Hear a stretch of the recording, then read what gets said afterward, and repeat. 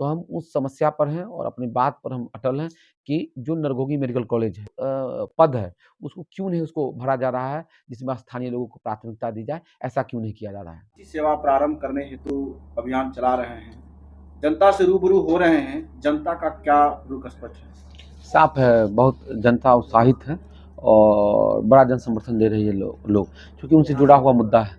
और मैं वहाँ अपने संबोधन में भी कहता हूँ और आप लोग से भी मैं गुजारिश करता हूँ कि आप लोग के माध्यम से जो देख रहे हैं, जो जुड़ रहे हैं, वो सभी लोग किसी धर्म के हों, किसी जाति के हों, किसी पार्टी के हों, आप सत्ताधारी दल के भी हों, तो ये सार्वजनिक हित से जुड़ा हुआ मुद्दा है, उसमें आइए और सहयोग कीजिए। ये सार्वजनिक मांग कुणाल जी कह रहे हैं, लेकिन इलेक्शन के टाइम पर ही सार्वजनिक मांग आप क्यों उठाए? देखिए, मैं कहता हूँ कि इलेक्शन के टाइम में मैंने कहाँ उठाया है। मैं 3 महीने पहले, मुझे लगता है कि 7 जून को मैंने 7 जून से पहले, मतलब 37 दिन पहले मैंने इसको उठाया था और 7 जून को मैंने सुभाष चौक पर खड़े होकर कहा था कि अगर इसको अविलंब नहीं ठीक किया जाएगा तो हम एक बड़ा आंदोलन छेड़ेंगे। तो ठीक नहीं किया गया तो मेरी मजबूरी थी कि हम आंदोलन छेड़ें। तो इसको चुनाव से जोड़ के नहीं देखा जाना चाहिए, चुनाव की इतर इसको देखा जाना चाहिए। क्या सरायरंजन में केवल एक अस्पताल की ही असुविधा है कि आपकी नज़र में और बहुत कुछ है? देखिए, सब चीज़ की असुविधा है। अभी जैसे मैं बताता हूँ, बुछा में था तो वार्ड नंबर 7 में नाला की बहुत बड़ी समस्या है। राजा चौक पर आज जब मैं संबोधन कर रहा था तो लोगों ने बताया कि राजा चौक से जो स्मारक चौक की तरफ रास्ता जाती है, 54 लाख या 64 लाख की लागत से उसका निर्माण अभी तुरंत कराया गया था और सड़क बिल्कुल, मतलब जीर्ण शीर्ण अवस्था में है। एक सड़क जो एनएच को लेते हुए सीधा विद्यापति भीतर से जोड़ती है सड़क, वो वृंदावन वाला रास्ता में, उस सड़क की भी स्थिति बहुत ही खस्ता हाल है। पूरा बाजार जो है, मऊ बाजार हो या बाजित बाजार हो, पानी उसमें बहुत बड़ी समस्या है कि पानी, वाटर लॉगिंग का पानी निकलने का कोई व्यवस्था नहीं है। तो एक समस्या नहीं है, मैं सिरपुर दियारा गया था। आप सोचिए कि जो माननीय मंत्री का ऐसा विकास है कि सिरपुर दियारा विद्यापति नगर प्रखंड का एक पंचायत का 2 वार्ड वहाँ है, 3 वार्ड है। वहाँ जाने के लिए आपको 1 से डेढ़ घंटा लगता है। आपको बछवाड़ा ब्लॉक होके जाना पड़ता है। मतलब तो ये हुआ ना कि विद्यापति नगर से ज़्यादा विकास बछवाड़ा में है। तब तो बछवाड़ा में आवाजाही की व्यवस्था है और विद्यापति नगर में आवाजाही की व्यवस्था नहीं है। इसी तरह से नीलखेत की समस्या है। तो समस्या तो बहुत ज़्यादा है, लेकिन होगा क्या कि अभी विभिन्न समस्याओं पर हम बात करेंगे तो हमारा जो मुख्य समस्या है वो डिफ़ोकस हो जाएगा। तो हम उस समस्या पर हैं और अपनी बात पर हम अटल हैं कि जो नरगोगी मेडिकल कॉलेज है, ये 1 साल 7 महीना आज 18वाँ दिन है, आपने उद्घाटन क्यों कराया? ठीक है कि मेडिकल कॉलेज बन के नहीं तैयार हुआ, स्वीकार करता हूँ। तो फिर उद्घाटन किस बात पे क्यों कराया गया? जनता के सामने आपको इसका जवाब देना चाहिए, बताना चाहिए और साथ में आपको ये भी बताना चाहिए कि उसमें जो पद है, उसको क्यों नहीं उसको भरा जा रहा है, जिसमें स्थानीय लोगों को प्राथमिकता दी जाए, ऐसा क्यों नहीं किया जा रहा है? बच्चा का छठी से पहले मुंडन करा दिया गया। देखिए, ये सब तो जो जदयू के साथी हैं उनको जो कहते हैं वो चीज़ को रिपीट शिलान्यास का तात्पर्य है कि अब काम शुरू हो रहा है और उद्घाटन का तात्पर्य है कि अब काम पूरा कंप्लीट हो चुका है, अब इसमें काम फंक्शनिंग है। तो मैं वही कह रहा हूँ कि अगर हॉस्पिटल नहीं बना था, संभव है कि इतना समय पर्याप्त नहीं था बनने के लिए, मैं स्वीकार करता हूँ। तो जब तैयार नहीं हुआ था पूरी तरीके से तो उसका उद्घाटन क्यों किया गया था? कहीं ऐसा तो नहीं था कि ठेकेदार को जो पेनल्टी लगता, उस पेनल्टी को बचाने के लिए अफरा-तफरी में ये काम किया गया है? कि भाई इतने दिनों का काम था, काम पूरा नहीं किया गया है इसलिए इसको उद्घाटन कर दीजिए, काम होता रहे। तो इसका तो जवाब देना पड़ेगा ना माननीय मंत्री को कि आखिर किस अफरा-तफरी में उद्घाटन करवा दिया गया और जब उद्घाटन करवा दिया गया तो सुविधा क्यों नहीं है? सर, यह परिवर्तन यात्रा कितने सूत्री मांगों को लेकर चल रहा है? बस 2 सूत्री माँग है कि मेडिकल कॉलेज में इमरजेंसी सेवा शुरू कीजिए और वहाँ जो उपलब्ध रिक्त 1100 पद है, उसमें स्थानीय युवा और युवतियों को मौका दीजिए, रोज़गार बिना पैसा, बिना घूस के उसको नौकरी दीजिए। बस ये अभी 2 मुद्दे पर हम चल रहे हैं। क्या मेडिकल विभाग में तकनीशियन की कमी है? देखिए, तकनीशियन की हमारे क्षेत्र में कमी नहीं है, लेकिन सरायरंजन मेडिकल कॉलेज में कमी है। उसकी वजह ये है कि सरायरंजन मेडिकल कॉलेज में अभी जो कुछ गार्ड की भी बहाली हुई है, तो सबसे पैसा लिया गया है। तो ऐसा लोगों का मानना है कि माननीय मंत्री इंतज़ार कर रहे हैं कि अभी अगर हम पैसा लेके बहाली करेंगे तो चुनाव का समय दिक्कत हो जाएगी। इसलिए वो चाहते हैं कि चुनाव के समय में अगर स्थिति अनुकूल रहती है तब हम उगाही करें। हम लोग कह रहे हैं नहीं, जब आपने 1 साल 7 महीना और 18 दिन हो गया, तो आप बहाली ले लीजिए। और बहाली में स्थानीय युवाओं को आप प्राथमिकता दे दीजिए। सरायरंजन में ये भी कमी देखी गई है कि रहने के लिए घर नहीं और स्मार्ट मीटर लगा हुआ है, वो ऐसे ही रह रहे हैं। ये तो मैं पिछले पद यात्रा में भी दिखाया था, एक से एक फ़ोटो दिखाया था, जिसमें झोपड़ी का घर है और नगर पंचायत में वो घर है और बाँस में ठोक के स्मार्ट मीटर लगा हुआ है। मतलब उस घर में जो लगा हुआ था टाटी, वो टाटी की ये हैसियत नहीं थी कि 1 या सवा किलो का स्मार्ट मीटर था, उसके वज़न को सह सके। इसीलिए बाँस गाड़ के उसको खड़ा कर दिया गया था। तो ये हकीकत, लेकिन मैं फिर आपको कहूँगा, ये समस्याएँ एक नहीं है, सैकड़ों समस्या हैं। हम उस पर बाद में बात करेंगे। अभी 2 ही हम बात करेंगे और इससे जुड़े हुए प्रश्न को ही आप हमसे पूछिए अभी कि नरघोघी रा मेडिकल कॉलेज में इमरजेंसी सेवा कब शुरू होगी?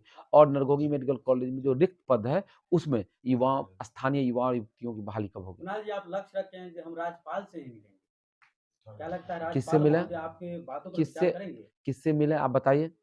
माननीय मुख्यमंत्री जब अपने स्वर्णिम काल में थे तो उन्होंने बिहार के लिए अच्छा काम किया। ये कोई इस बात से डिनाई नहीं कर सकता है। माननीय मुख्यमंत्री नीतीश कुमार के लिए हर व्यक्ति के हृदय में सम्मान है।